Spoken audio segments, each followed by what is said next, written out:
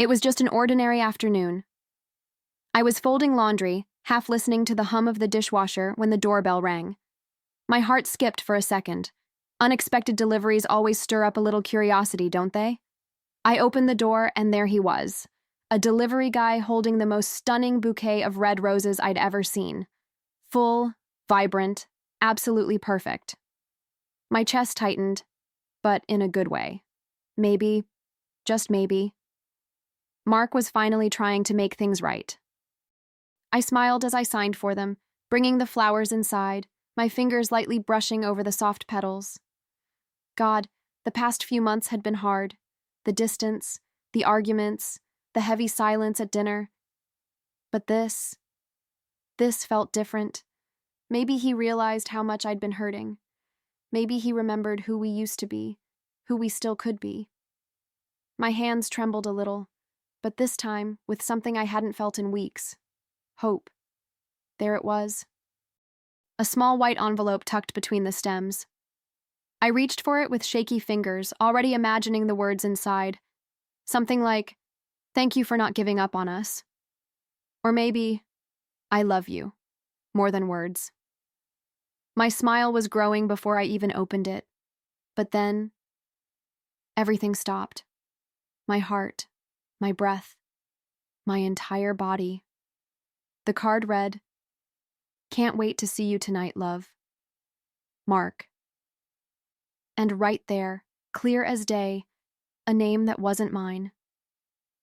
Sophia. For a moment, I just stood there, frozen, staring at that card like my brain refused to process what my eyes were seeing. Sophia.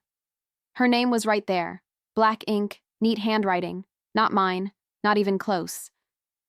My hand started shaking, gripping that tiny piece of paper like it might somehow change if I just blinked hard enough. My chest tightened. No, it constricted, like I couldn't quite catch my breath. A million thoughts started flooding in, one crashing over the other. Maybe it's a mistake. Maybe the driver messed up. Maybe there's another Mark, right? God, I wanted that to be true so badly. But deep down, somewhere in the pit of my stomach, something told me. This wasn't a mistake. This was exactly what it looked like. I could feel it, like a gut punch I didn't see coming. I frantically turned the bouquet around, searching for the delivery label, my hands trembling so much it felt like I might drop it. And when I found it, my heart sank straight through the floor, my name, my address, right there in bold letters. There was no mistake, no confusion, no twisted coincidence. These flowers, this card, this message was supposed to go to someone else, but it landed in my hands instead, and in that moment, the horrifying truth started to settle in. I stood there, clutching that stupid bouquet, feeling like the air had been sucked right out of the room. My ears started ringing, that hollow, dizzy kind of sound when reality smacks you right across the face. My mind was racing, but at the same time, completely blank, numb. Like my body knew something my brain hadn't caught up to yet. All I could think was, Sophia. Who the hell is Sophia? A tidal wave of memories hit me all at once. Every late-night work call, every sudden meeting, every last-minute cancellation, every time he turned his phone face down at dinner.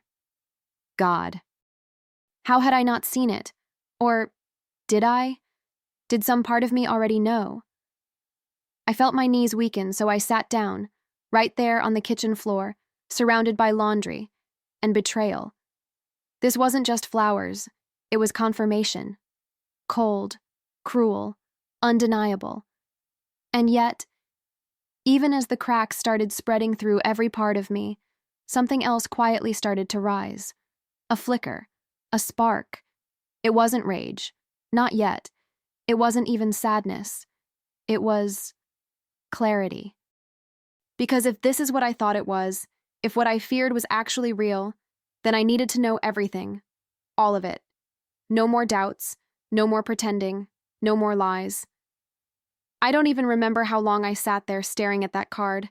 My hands were trembling so badly the paper crinkled between my fingers. I kept reading it over and over, as if the words might magically rearrange themselves into something, anything, that made sense. But no, it stayed the same. Can't wait to see you tonight, love. Mark. Signed to Sophia. Her name felt like poison on my tongue. My head started spinning, grasping for some kind of explanation. Maybe it's an innocent mistake. Maybe the driver grabbed the wrong bouquet.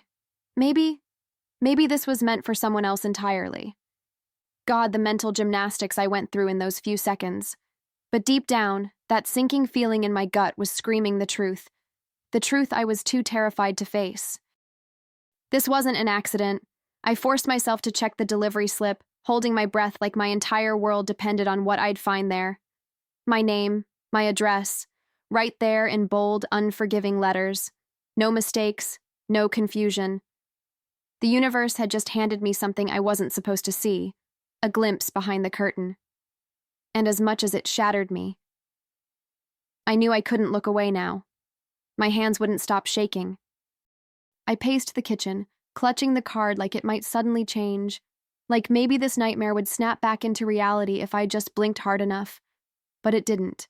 It stayed exactly the same, her name mocking me in perfect, elegant handwriting. Sophia. God, I couldn't even say it out loud. It felt like a punch straight to my chest every time my mind whispered it. I kept trying to make it make sense. Maybe he's planning something for both of us. Maybe it's an inside joke. Maybe... But no. Who was I kidding?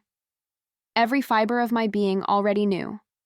I'd felt it for months, that growing distance, those subtle shifts, how his hugs got shorter, how his eyes started drifting when he thought I wasn't looking, how the warmth in his voice turned cold.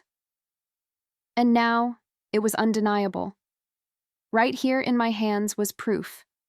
Something tangible. Not a gut feeling. Not a paranoid thought. Proof. Cold. Cruel. Proof. I sank onto the chair, gripping the edges, feeling like the floor beneath me was crumbling. I whispered to myself, "Oh my God, this is real. It's actually real." And that realization hit harder than anything I've ever felt in my life. I could feel my pulse pounding in my ears, that loud, thumping kind of panic that makes everything else blur. My hands gripped the edge of the table so tight, my knuckles turned white. I kept replaying the moment in my head, opening that card, reading those words, over and over. Like some cruel joke my brain refused to stop telling me. And no matter how many times I ran it back, it always ended the same way. Sophia. A storm of questions started spiraling through me. Who is she? How long?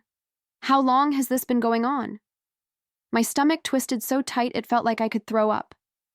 All the little red flags, the ones I ignored, brushed off, made excuses for, now they weren't just flags. They were neon signs screaming right in my face. I felt stupid, humiliated. But buried underneath that, something else started to surface. Something sharper, hotter, anger. And in that moment, something shifted inside me. The tears started to dry. The shaking slowed. My breathing steadied. No, I wasn't going to crumble. Not for this. Not for him. If this was the truth, then I needed all of it. Every dirty detail, every lie, every betrayal. I wasn't going to confront him blind. No, I was going to find out everything. I stood there for a long time, just staring, at the flowers, at the card, at the wreckage of the life I thought I had. But slowly, something inside me started to shift. That numb, suffocating ache started to burn. Not with sadness this time, but with clarity. No, I'm not going to fall apart. Not for this, not for him. If this is who he really is, then I deserve to know everything. I grabbed my phone. First, I took pictures of the bouquet, the card, the delivery slip with my name on it. Evidence. Cold, hard proof. My hands were still trembling, but this time, it wasn't fear. It was control. I was documenting everything, not because I wanted to fight, but because I refused to let him twist this, spin it, gaslight me into believing something else. Then I opened the laptop, bank accounts, credit card statements, phone records. I didn't even know exactly what I was looking for. But once I started, it all started unraveling faster than I ever imagined. Late night charges to fancy restaurants I'd never been to, hotel bookings that didn't match any work trips, numbers I didn't recognize. But one of them, over and over and over, same number, her. Every click felt like peeling back another layer of a life I didn't even realize I was living. The more I dug, the more the puzzle pieces locked into place. Perfectly, painfully. Those late night meetings? Lies. The sudden weekend business trips? Lies. Every excuse, every carefully crafted explanation, all of it, lies. I could feel the heat building in my chest, that slow, steady burn that comes when heartbreak starts to transform into something sharper. Determination. I scrolled through phone records, tracing every call. That same number kept showing up. Mornings, afternoons, late at night, even on holidays. God, how blind had I been? Or maybe I wasn't blind. Maybe I was just hoping, praying, that my gut was wrong all along.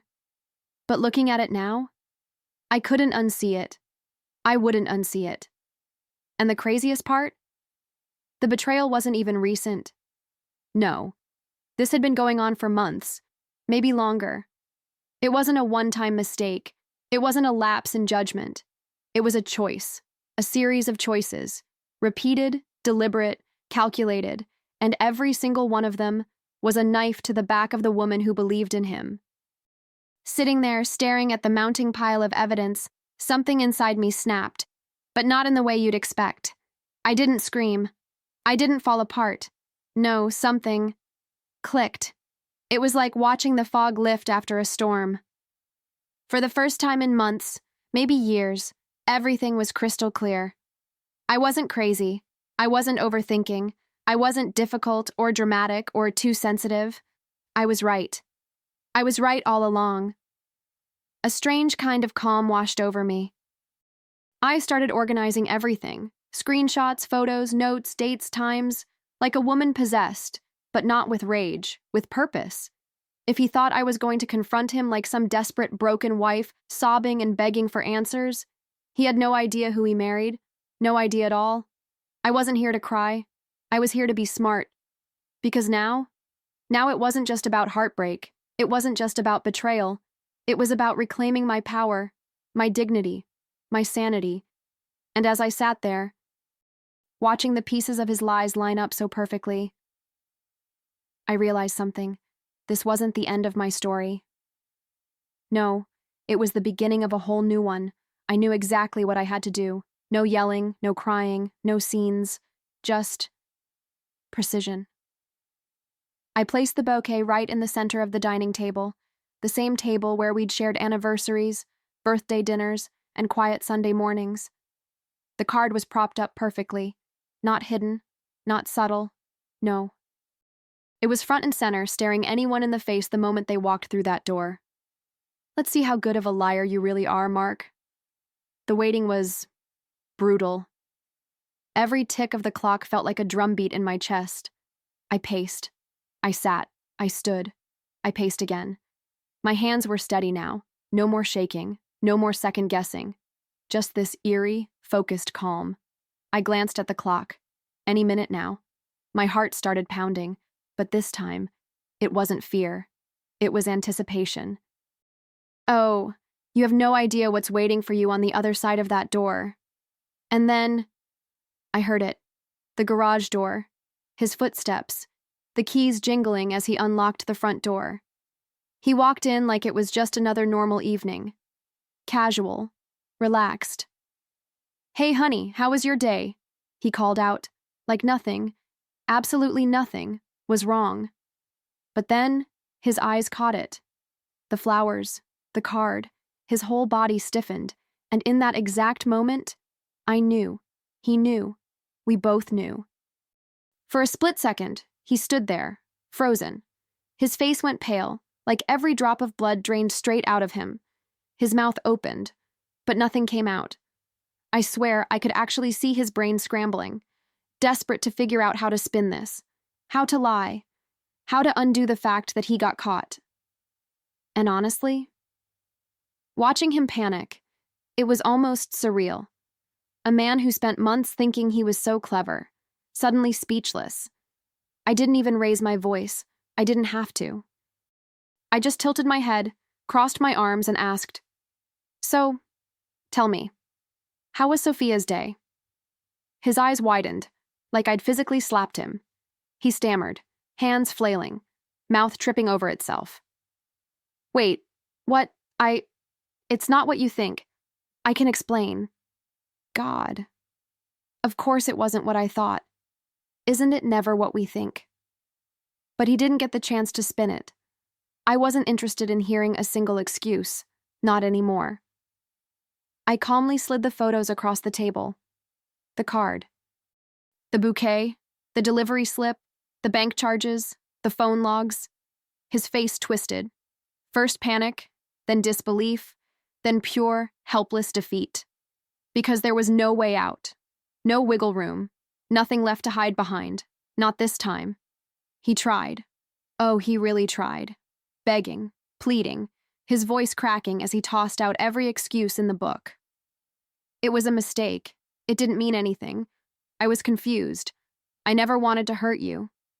God, hearing those words, it was almost laughable. Almost. I just stood there, watching this man unravel, realizing that every carefully crafted lie, every smug little secret, had finally come crashing down on him, right where it belonged. I didn't cry, not a single tear. I looked him dead in the eye and said, "I'm done." Simple, quiet, final. No screaming, no drama, just truth. I told him the lawyer would be in touch, and that I was done playing the fool. Done with the lies, done with the manipulation, done with him. His face. I swear, I've never seen someone look so small, so exposed, so utterly powerless. As I turned and walked away, I felt something I hadn't felt in a long, long time. Freedom. Not the kind that comes from escaping something, but the kind that comes from finally choosing yourself. And in that moment, with his stunned, speechless face behind me, I knew one thing for sure. This wasn't just the end of our marriage. This was the start of me. The days that followed were strange, quiet, heavy, but also lighter than I expected. The kind of quiet that feels like standing in the middle of an empty house after a storm, wreckage everywhere, but also space. Space to breathe, space to think, space to begin. The first thing I did was cut the ties, the financial ones, the legal ones, the emotional ones. Every string he'd tangled around me, snipped, one by one. It wasn't easy. God, no. There were moments I stood in the shower, letting the water drown out the sound of my own thoughts, wondering how I got here. How the life I built for years could collapse in a single afternoon. But then, I'd remind myself, it didn't collapse. I tore it down. I chose to. I chose me. For the first time in years, maybe ever. And something beautiful happened in the middle of all that wreckage. Friends I hadn't heard from in months. Family members I thought were too busy. They showed up. Texts, calls, little check-ins, coffee dates, dinners. One by one, they reminded me of something I'd forgotten, that I was never actually alone. I just forgot how to lean on the people who loved me. But not anymore. Little by little, I started putting myself back together. Not the version of me that existed before him, no, someone new, someone stronger. I decluttered the house, donated things, threw stuff away. Anything that carried his shadow, gone. It was like scrubbing my life clean. One drawer, one closet, one memory at a time. And with every box I packed, with every bag I carried out, I could feel the weight lifting off my shoulders. I started doing things for me again, things I hadn't done in years. Morning walks without rushing back, sitting in a cafe with a book, not checking the time, not waiting on anyone. I went to the farmer's market on Saturdays, bought flowers just because they were pretty, not because anyone was watching. God. I forgot how peaceful it felt to just exist, to breathe without tension sitting in my chest. And then, something unexpected happened. One afternoon, while walking through the park, I crossed paths with someone. A man, warm smile, kind eyes, not the kind of smile that tries too hard, but the easy kind, the genuine kind. It wasn't anything big, just a simple conversation about the weather and the ridiculousness of squirrels.